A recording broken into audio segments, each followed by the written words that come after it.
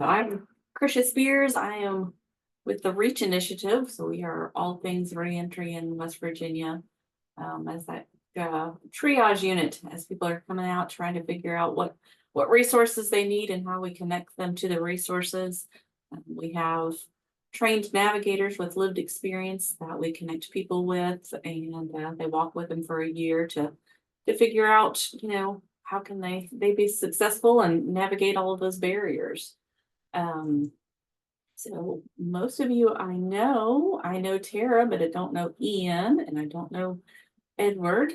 So we'll go around and introduce ourselves and just talk about things that are going on and any activities, any events, things like that that are coming up. So like I said, I'm Krisha Spears. I'm with the REACH Initiative.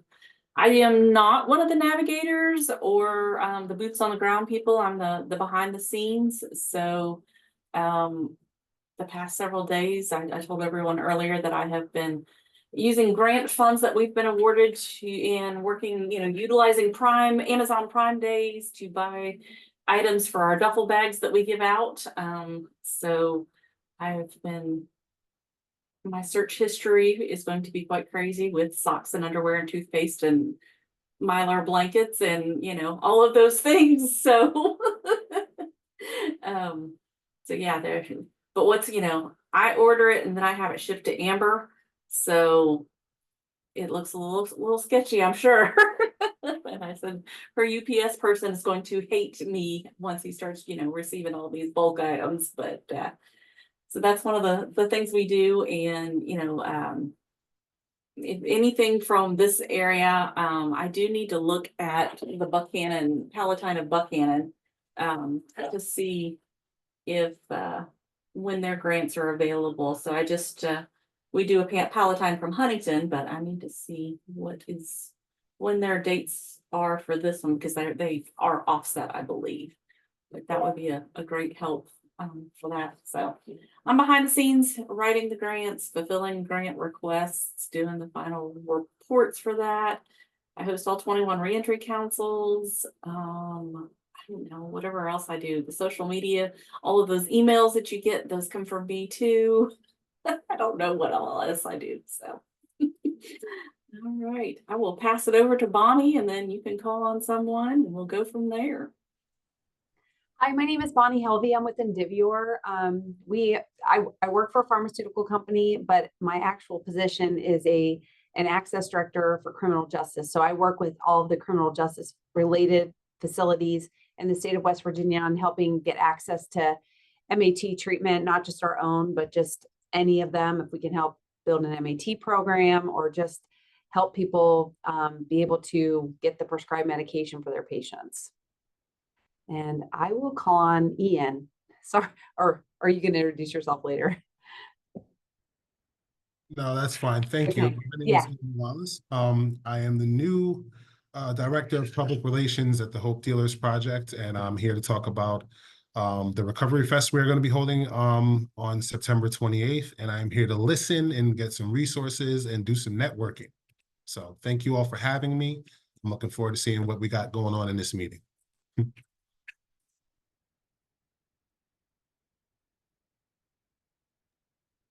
Miss Tara, are you here with us or are you?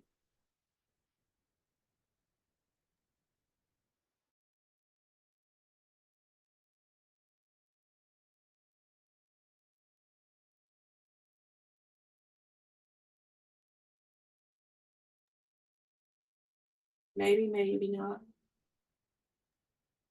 Yeah, I'm not sure what's going on. She's definitely online, but I don't think she can hear you for some reason. Can you hear me? Yes. Okay, you can hear me? All right, good. Sorry about that. My name is Tara Mason. I'm the Executive Director, Founder, and President for the Hope Dealer Project.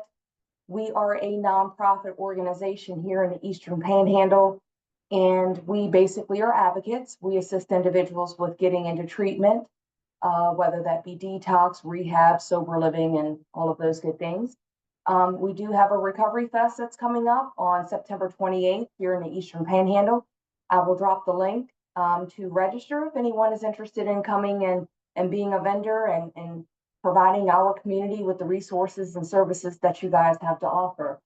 And also, for the second year, just yesterday, I received the governor's endorsement for West Virginia Goes Purple. So West Virginia will be going purple during National Recovery Month. So I need to reach the entire state, every corner, all 55 counties, and I need your help. So let's spread the word. I'm also looking for purple ambassadors to ensure that your communities get purple. So feel free to, reach out to me. My email's in the contact or in the chat. I'll be more than happy to talk with any of you, outside of this call. Thank you.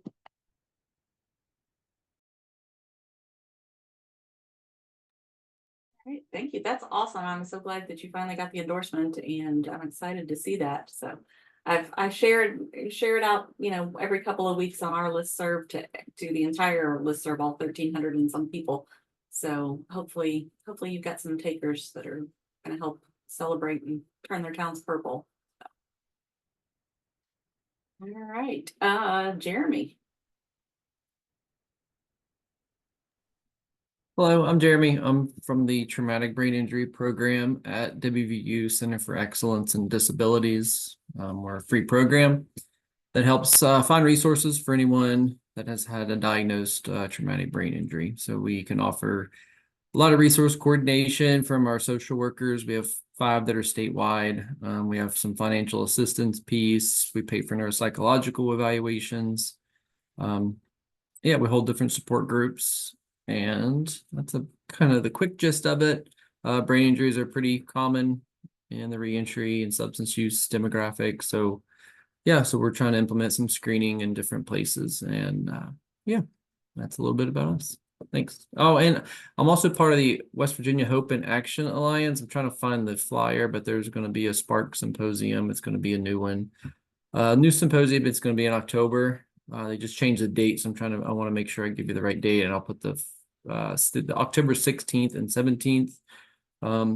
They're going to be kind of the main, the Traumatic Brain Injury Program, the Hope and Action Alliance, West Virginia Prevention Solutions, and the Potomac Highlands Guild are all putting it on. It'll be a 2-day event that we're going to get together. So the actual agenda is being finalized very soon, so can't really release it quite yet, but I can at least save the date in the chat. So thanks. Thank you, sir. All right, Aaliyah. Hello. My name is Aaliyah Tanner. I'm from Disability Rights of West Virginia. We are the federally mandated advocacy group for people with disabilities in this state. Every state is federally mandated to have a PNA, a protection and advocacy group. I am the CAP, which is the Client Assistance Program advocate, and the PABS advocate, that's beneficiaries of Social Security. My focus here in these meetings is usually the CAP program, and that program works directly with vocational rehabilitation, Division of Rehabilitative Services, to help people overcome barriers to employment. So that's where you'll hear me talk a lot about DRS and different things. We don't really have a whole lot going on, except for the West Virginia CIT Summit in Charleston coming up on the 29th of July. I will say that I have already downloaded your all's flyer for the Recovery Fest in Martinsburg, and I'm going to send it on up my chain of command to see if maybe we can contact you guys to work with you guys to get a vendor table up for that. So after the meeting, I'll send it on to my supervisor. And Edward, have you went?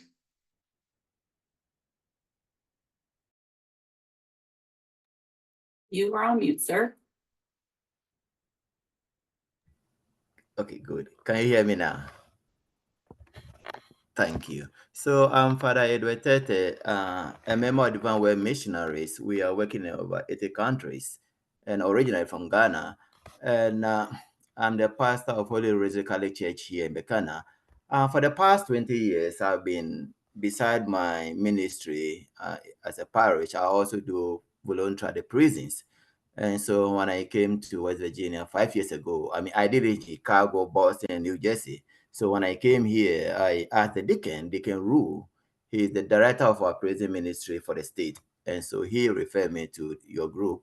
And I told him, even though I was doing prison ministry, I never did this re-entry program before. And I'm really trying to see how our parish and, of course, my society, how we can be of help to this great ministry.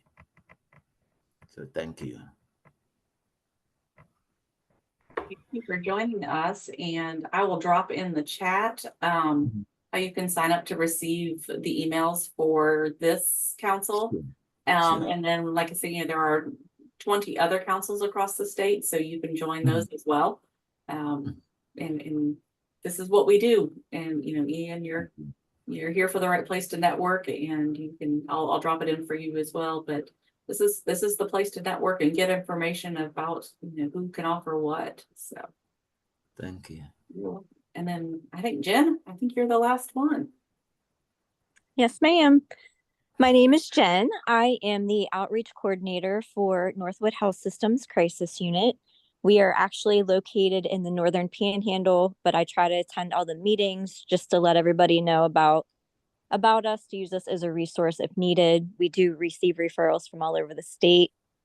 We have 2 crisis units in the Northern Panhandle. We have one in Wheeling and one in Weirton, and that is Ohio County and Brooke County. We have 16 beds at each facility, and we can admit for substance use disorder and or mental health crises. So we're a dual facility and can admit for both. We are a voluntary unit, and we are a brief stay, about 5 to 7 days. Our goal is to get the patient stabilized and then send them either to a longer term rehab or outpatient services, whatever they need. We have case managers on the crisis unit that start discharge planning as soon as they arrive. So yeah, if you have anybody that's struggling, we typically always have beds open because we are a short-term stay, and my information is in the chat. So thank you. Thank you. Tara gave a shout out to Northwood, so yay. So I just, I'm excited to see some of the new faces. Well, I mean, Tara's not a new face because, gosh, I don't even know how many years. I actually live in Eastern Kentucky, so I live where Kentucky, Ohio, West Virginia meet. So 10 minutes, I'm in West Virginia, 15 minutes. The Hope Dealer Project actually came to the Reentry Council here in our region in Kentucky 5 years ago, maybe, Tara. I don't even know how long ago it was. So we've worked with you guys for a long time.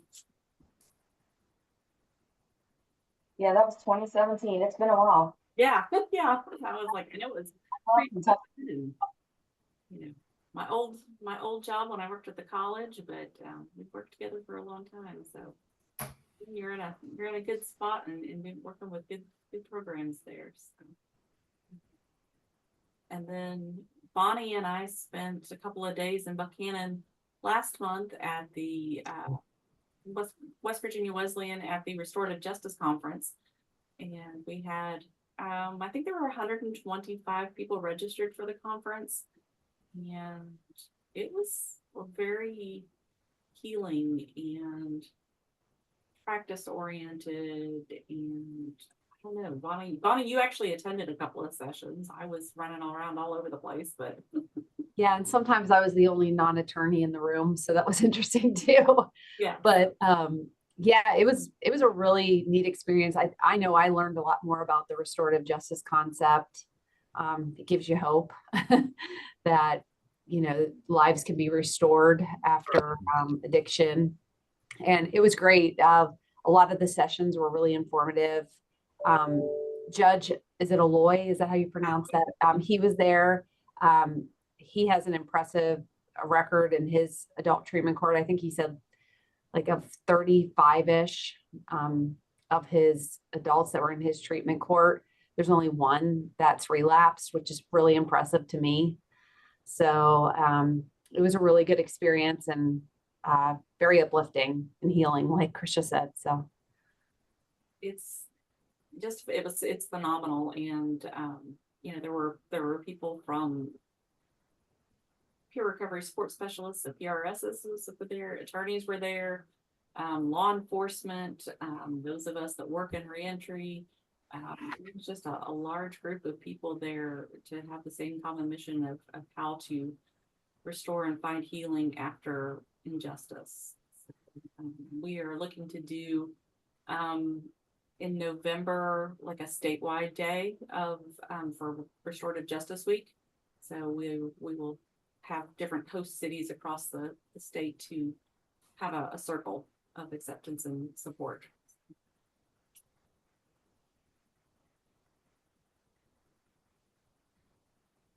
Our new faces, you have any questions for us? Are there any specific resources that you're looking for that, you know? Personally, this is my first visit, so see, I do voluntary work. Oh, you muted again. Yeah, I do voluntary work at the Huntersville Correctional Center. Yeah, so I'm really new here, so I'm trying to see how I can be of help to this council also, and for the community also. So what we are trying to do here also is our mayor did finally, agree that we should go. We don't have a shelter in Bekana, so the closest one is in Atkins or Crossbeck, and it's always full. So what we're trying to do is to open a shelter because, hey, we have homeless people in our community and they are brothers and sisters. Unfortunately, for so many years, we're not open to that. And so the mayor, he formed this Upshur County Homeless and Housing Coalition.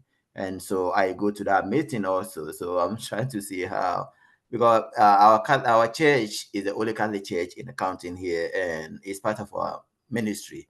And like I said, since my society, I belong to Divine Word Missionaries, and all over the world where we are working, we work with people like what you are doing also. It's part of our ministry. And so I'm here to learn and to see how I can be of help to your ministry also. Beside being the pastor, I did work in the addiction center when I was in Chicago. I work a full time in a methadone clinic, and I've seen how much this can do also. So since I came here, I have not changed my license from Chicago and New Jersey. So I don't have the LPC in New Jersey, in West Virginia here. So I'm hoping to go into that, and then beside the parish ministry, I could help you with the counseling also. Yeah, thank you. Well, we would love to have you at this and any other meeting. I dropped it in the chat there for Thank you and Ian, so to register so that you can start receiving our emails and yeah, I've been receiving it. Yeah. All right. Thank you. Well, again, I welcome you to our meetings, and that's, this is what we do. We network, share information. Great. The flyers that Jeremy and Ian have dropped out, and I will share those on our social media and our listserv. Get that sent out. Thank you very much for dropping that information. I actually was had a question particularly rooted in one of the things that Edward was speaking about there being more halfway houses, sober living homes, things of that nature. Do you guys often or do you ever encounter any resources or connections to resources that would probably help fast track something like that, or to even be able for us to be able to be heard about the fact that West Virginia being one of the smaller cities hit with one of the largest heroin addictions and recovery and also overdose from opioids. But to get resources or to get something immediate, even a 5 to 7 day hold like some of the other smaller facilities offer, you'd have to go a half hour or an hour in either other direction to be able to even have something like that. And the emergency and the necessity for something like that to be a little more closely rooted and accessible is very important. So I was just wondering if there's anything you guys have encountered or could direct us to that would help with finding those resources. well, I don't know how to say it nicely. There are no resources. There is nothing. Hmm. You know, and housing is so incredibly hard to find, and there's zero transitional housing. So if you don't have SUD, there is no housing for you to go to. Wow. Yes. So not everyone in reentry is in recovery. So they're not synonymous, and so they're to find a place for them to transition to, you know, it becomes that gray area of, are you sure you didn't have an alcohol problem how many years ago? You know, Or and that's something, yeah. then taking away a bed from someone that really truly needs it. So Or even the recidivism rate of West Virginia in a general sense, for being such a small state. For 100,000 residents, there's 647 that are guaranteed to be reincarcerated or reinserted back into the system. And even for something like that, for a halfway house or some type of independent living or resource programming that could help with these people not having to go into a revolving door, it's like, it's just dismal and very, very not like you said, it's just not here. So yeah. I was just wondering, maybe on a policy level, if there's someone that we could possibly get a hold to, because it just doesn't make any sense that you have that high of a recidivism rate, but absolutely no halfway houses Right. or any kind of resources that would combat that. So it's our executive director, Beverly Sharp, is at legislature every opportunity that she can be there. nice. They probably, you know, cringe when they hear her name. So she worked in the federal prison system here in Kentucky for 30 years. Nice. So she brings a different lens to this of, you know, being inside on the inside walls, and then being able to provide information. Of course, it's Kentucky versus West Virginia. Everything in Kentucky is state funded. We have state funding for DCR and all kinds of programs. West Virginia does not. So she brings a different lens, and voice of reason, even though it's not always heard. She spent last month she spent 2 days at the White House, talking about justice reform, the death penalty, things like that. So she was incredibly honored and very emotional to feel that she's been able to share this story that, you know, we all get imposter syndrome, but even she did. Why was I chosen to share this message? So anytime, you know, we go to the Capitol in January, so you are always welcome to join us there, for reentry day, recovery day, all the things that apply for those to share. Nice. Yeah, if you could keep me abreast of when you'll be joining those and going to those, I definitely will be making myself available, because like you said, it just would be nice to be heard about some of these things. And I feel like they are, given the numbers and the proximity of some of these issues, it just makes sense to kind of have something in place to combat these instead of just this revolving door that's just giving us the same issues over and over again. So I appreciate that. Thank you very much. You're welcome. Another thing that we're doing, it's more justice related, is we are doing screenings of the First Step Act. It is a documentary by oh my gosh, his name just went out of my head. Lance Kramer, the Kramer brothers, and Ridian Hill.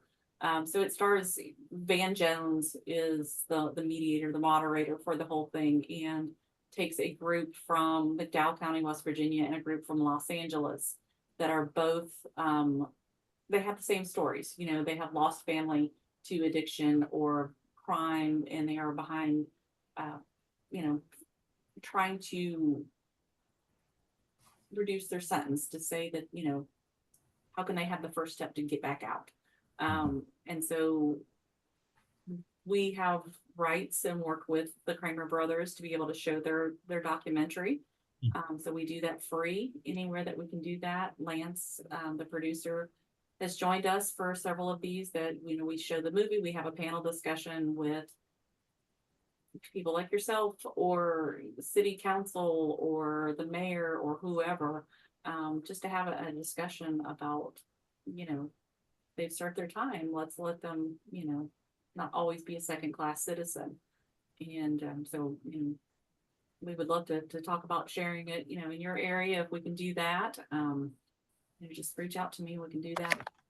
And then the Kramer brothers are actually following the REACH initiative and have been since last fall, so that we will be a part of their next documentary, just to say, these are the efforts, the grassroots efforts that are taking place in West Virginia. So we have lots of people that have shared their stories and their testimonies of what's been going on. So hopefully the goal is to have the documentary finished before the next legislative session in January. And Krisha, I'm gonna piggyback off of you a little bit. Another aspect of the housing issue that we're seeing on the disability side of things is we're actually seeing people not being released from, because there's nowhere for them to go. We especially see this in the juvenile correction system. There's nowhere for these kids to go, so they just kind of hold them. And so that's something that we've been our legal director, our executive director, they've been working on trying to get, policies in place, and the legislature get some stuff in place from the disability aspect of it, of you can't hold someone just because they can't go anywhere, but also on the human side of it, how do you just turn somebody loose that can't really, they need help. They cannot be let loose just to wander the streets. So it's it is so complicated. And so it is such a deep issue it's affecting the kids. I spoke with a girl she's in a group home and she's been there for 3 years because there's nowhere for her to go. I spoke with another young lady that's in one of the juvenile correctional facilities. She has served her time. She can be released. There's just nowhere for her to go. And so she's going to turn 18 here in a little over a year, and she's probably going to sit there until she's 18. Because there's no foster care for her to go to. The group homes are all full. I mean, it is just such a bad situation. We have, I work with the kids in those facilities more because I'm trying to get them information on vocational rehabilitation. So that way, when they are out and they are doing their own thing, they know they can go to vocational rehabilitation to get training so they can be employed. And I don't know, I can't tell you how many kids I'm running into that are being raised literally in facilities by the system because there's just nowhere for them to go. Which of course increases the risk of them becoming offenders as adults. And then we end up talking about them here in these types of meetings, and where do they go there? And it's just, that cycle is, it starts a lot younger than I ever thought of. I've only been an advocate for a year, so I'm still learning a lot. And I didn't realize that for a lot of these people, that cycle started when they were teenagers.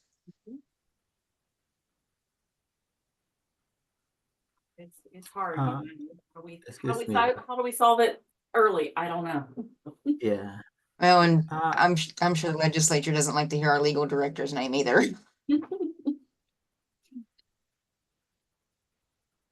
you have something to share? yeah.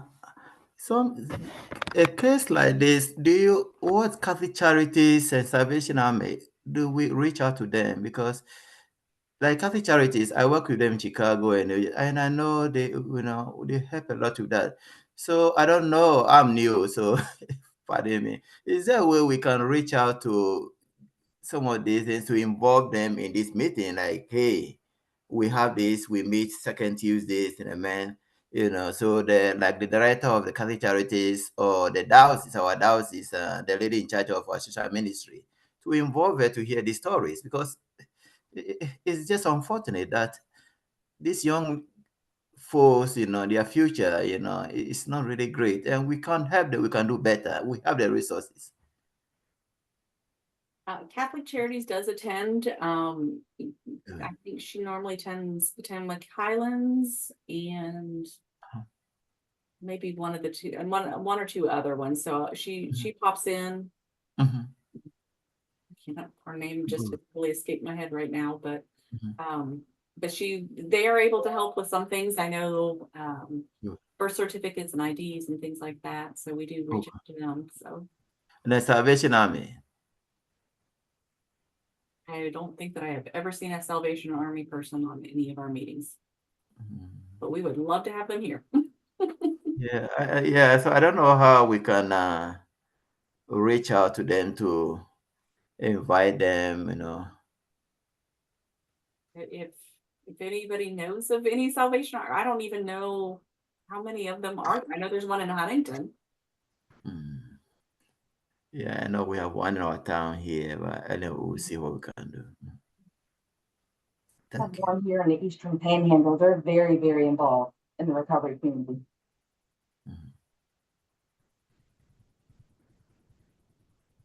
Yeah, the meetings are, as you run into other people, please invite people to our meetings. That's the way to grow and share more information. So, Thank you. share that link out with anybody you want to.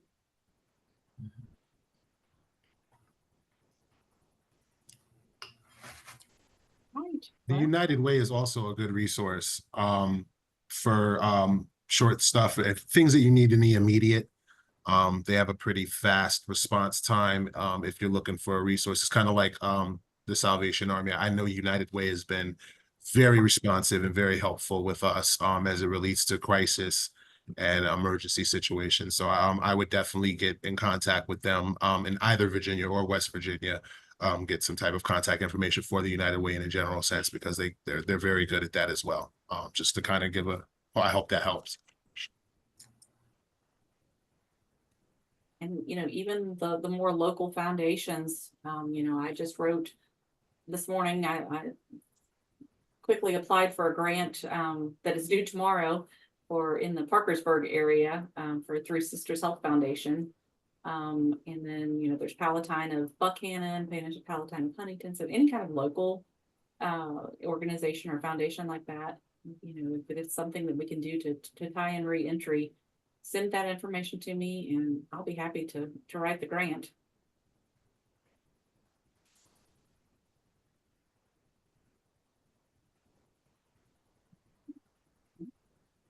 Anyone have anything else? Otherwise, I'll give you back some time for your day because I know we are all busy people.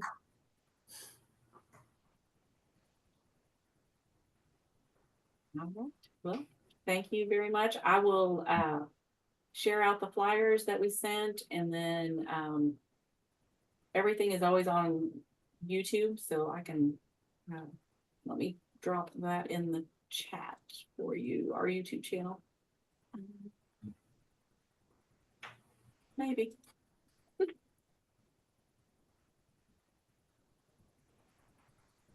anyone know if we still have the halfway house in Bridgeport? I remember we had one in the Bridgeport area. Is that too far for your knowledge? Too far down, I know, in the state. No idea.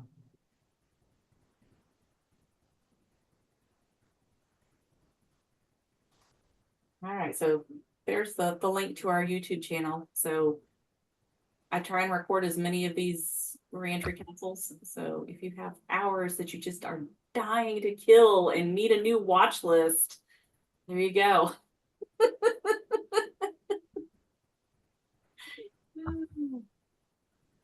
All right. Well, thank you all for what you do and thank you for who you are. And I'll see you either on another meeting tomorrow or back here next month. So, and then Kara or Ian, or if anybody ever wants to present at this council or any other council, please reach out to me and share your information and what you do.